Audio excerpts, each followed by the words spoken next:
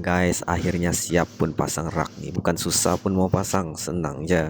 So kalau korang nak tahu cara pasang dia, sini aku ajar. Oke, kalau korang order, korang dapat macam ni tau, compact dalam kotak. Korang tidak perlu apa-apa pun special tools, sebab tools untuk pemasangan dia sudah bagi. Rangka-rangka besi ni korang sambung ya macam biasa, berpandukan manual ni. Skru ni pun dia memang dah bagi. So untuk para-para ni korang perlu susun lah yang paling besar di bawah dan paling kecil di atas sekali.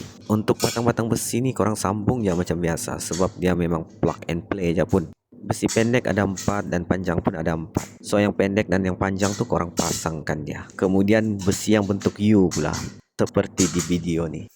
Yang ni pula dia punya skru. Oke, yang ni untuk bagian tapak dia kita perlu lekatkan. Kalau sukar korang boleh antak macam ni. Oke, kemudian step seterusnya kita perlu pasang menggunakan skru setiap para-para ni, menggunakan alien key yang dibagi. Inilah final result ya guys. Ini pun penting untuk bagi center kaki.